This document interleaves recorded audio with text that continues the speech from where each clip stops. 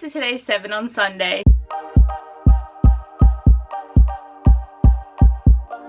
I feel like I'm kind of filming this really late because I'm filming it at a time that I don't normally film, but my day off I was just busy because I went shopping all day and then I went to the cinemas. Trying to find time to film, and hopefully tomorrow I will get it edited before I have to go to work on Sunday, so we'll see how we go. But for today's video, we're going to be talking about our favorite book, Soulmates, and I'm really excited for this video because obviously I do love romance. I love to read about it. I love to see characters get together. I'm always shipping things, and even though it's been a while for like TV shows since I've really like shipped something really hard, like I feel like it was back in the 2014 to 2017 vibe when I was always so obsessed with so many different relationships, but a lot of TV shows I really like have ended now, and a lot of different things are happening, and I haven't really picked up anything new, so I haven't had a lot of time to be like, oh my god. But with book romances, obviously it is really fun, and with my list there's a few people that I've had as my favorite relationships for quite a long time. I've also got a few new ones, but because it's actually soulmates, there are so many different characters that I ship, but I wouldn't necessarily say that I think they're soulmates. So I would say that these probably are my top couples, but again, there is a wide range that I really enjoy, but I just want to say why I think they are soulmates, and hopefully they will stay together, even though like a lot of them we're not going to get any more books for or content, but fingers crossed that they stay together in my mind. But I'm so excited for this video. So the first one's a given. I'm sorry, I really do love Feyre and Rhysand, and for some reason I feel like they're getting like more shit. People really seem to not care about Sarah J Maas books as much, but like I do. I'm always gonna love this relationship, and especially this book. Like this was a turning point for her. Like obviously everyone really enjoyed the Throne of Glass series, and when she brought out Akatar, people were like, oh, it's pretty good, it's an alright story, and then like she released this, and I feel like it made her a top tier author. Like my god, I really do think that Feyre and Rhys are perfect for each other, and I did fall into the trap of thinking that Tamlin was the shit, and he is like literal shit, not the good kind. But I just think that these guys are perfect. The development over the course of the 2 books was done really realistically and really well, and they are mates, so technically they are the soulmate equivalent of what we are talking about here, and that's why I had to put them first. Like these are the only actual soulmate mates that are like mentioned in the stories that I've got on my list, but I know that I love them. They're perfect for each other, they help each other, they don't hold each other back, and they're just such a good couple. For a new one, I want to talk about Alex and Henry from Red, White and Royal Blue by Casey McQuiston. Like, how can you not love these boys? I just picked this up on a whim on audio because everyone was talking about it and it sounded really interesting. And as I started to listen, and as they progressed into having one of the most purest relationships in the whole entire existence of reading, I was sold. I just think that they are perfect for each other, and it's so sad that they had to hide their relationship for like the longest time, but they were able to get through so many challenges and so many difficulties, and that's like the pure thing of soulmates, is you're meant to go through trials to prove that you love each other, and these boys do. And I love it so much that they have all their message exchange, and then they have the times when they meet each other up every now and then, and they're always chatting, and they just love so deeply, and it's so pure. And then of course I had to add my faves, okay, because Olive and Adam from The Love Hypothesis by Ali Hazelwood like have become an instant favorite. They are a new favorite, and I know that they don't really deserve to be in this list in a sense just because they're so new, and this is meant to be my top favorite soulmates of all time, so it goes to show that they are freaking perfect. Okay, it just makes me so incredibly sad in a sense, because I just like the emotions that I feel about these characters, and I'm sad because I'm never going to get any more unless they're side characters in her next book. But the characters in the new book, I don't know who they are, so I don't know how these guys are friends, and it's concerning me. Like I just can't, because Adam loves her so much, and Olive, he doesn't know if she knows how to love or to be loved, and she just like, I can't, like they're just so cute. Like their relationship is so cute. I don't even have the words. Okay? I just know that they're like soulmates.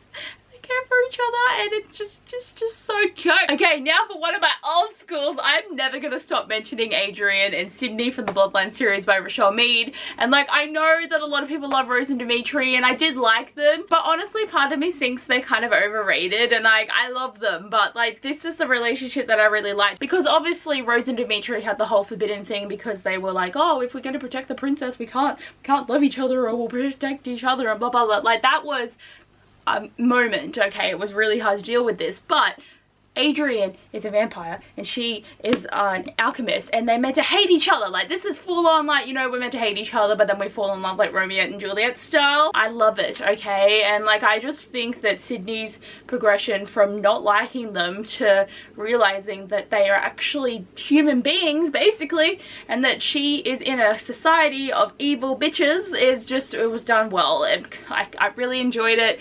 I think it's really sweet that Adrian had a crush on her for the longest time, and like, it takes so many books for it to go anywhere, and just, oh, you have to read Vampire Academy to understand the story here though. So it's like, it's a relationship that I really like, but it takes many books to actually get to it. But it's just so good, and there's 6 whole books that you get to be with these characters, and it's perfect. Okay, to be honest, with Emma and Julian from many books, but mainly The Dark Art of Hearthstone by Cassandra Clare, is like, even though they are parabatai, that kind of is like a soulmate bond, but it's meant to be like a friend soulmate bond, and then they fall in love, so that's an issue. This is definitely up there in soulmate property too, because it's a forbidden love, and I feel like this is a story and a love story that's taken me so long to get to, and me reading Queen of Air and Darkness has kind of re-sparked my love for this, because obviously I did reread Lord of Shadows only in the last year or so. I actually read the whole trilogy last year, which I like didn't realize, because these are thick books. That's like a lot to actually commit to. I love them so much, and it was so angsty, the fact that they knew they couldn't be together, and then when they find out why they can't be together, it was just like stress. It's stress. Like, if you guys have read the first book, you're gonna know, but like, I really enjoyed their relationship because they are perfect for each other, but it's also really sucky because with the Dark War and the time that they were there,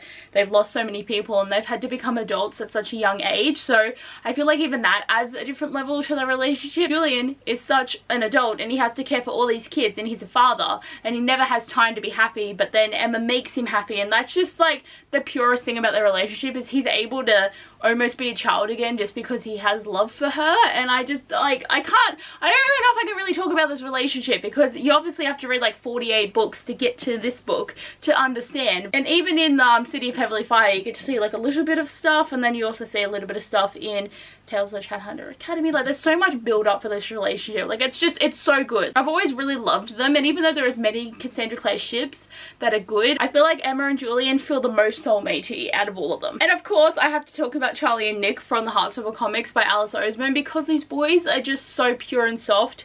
I can't, like, I just feel like I gush every time I see them. Like, I can just look and be like, oh my god, like the emotions I feel. Like, you don't understand how excited I am for the TV show, because we're gonna see them moving around. I'm just too excited about that fact. But it's just, for me, that like, so Charlie was 14 and Nick was 16 at the start of this book, and basically, like, obviously they're friends for the longest time, and then they decide that there is something more there. But for me, what makes them soulmatey is the minute they decide that they care for each other, that's it. They're done. There's gonna be no one else for either of them after this. Like, they are gonna remain together for the rest of time. Like, this is me hoping anyway, but there has been like little snippets of like when they were like in their 30s hanging out and they're together, so it makes me happy that we know that these boys have eternal love for their whole entire lives, and they're just perfect for each other. And like, Nick is so protective of Charlie, and Charlie is a sweet little bean, and just, I can't. They have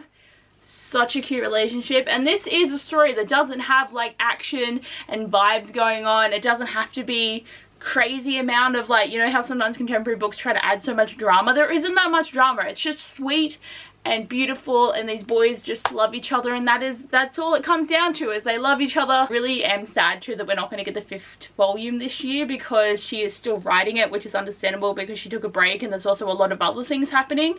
But I really am excited. I want to know what's going to happen in the last volume, because I love these boys so much. And honestly, I found it so hard to pick who I wanted for the last relationship, because as I said, I have so many people that I really do love, and then there's a lot of race relationships that I love for different reasons, but I ultimately ended up going with Audrey Rose and Thomas from Stalking Jack the Ripper by Kerry Maniscalco.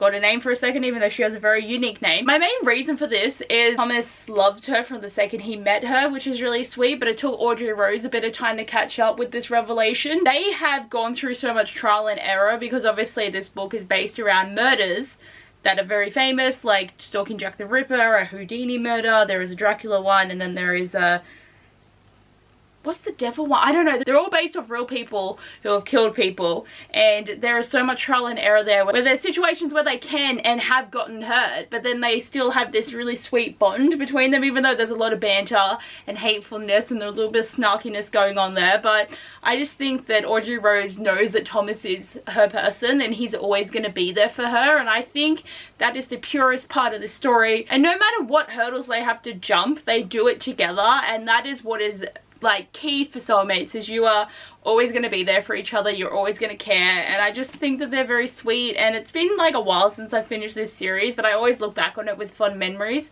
I just think they're perfect. All these books make me so happy, like I swear. Like I think romance is so much fun, and I'm one of those people that really don't like it when I read a book that doesn't have romance, because I'm like, I'm bored. I will read them, but I strive to feel the love. So guys, that is all for today's video of talking about my favorite soulmates. And as I said, I have many, but this is a pretty solid list of people that I really love, and I'm always looking for relationships that are going to be like this to at least make me reminisce or enjoy new things. But anyway guys, I hope you enjoyed this video. Thanks for watching, and I'll see you guys next time. Bye!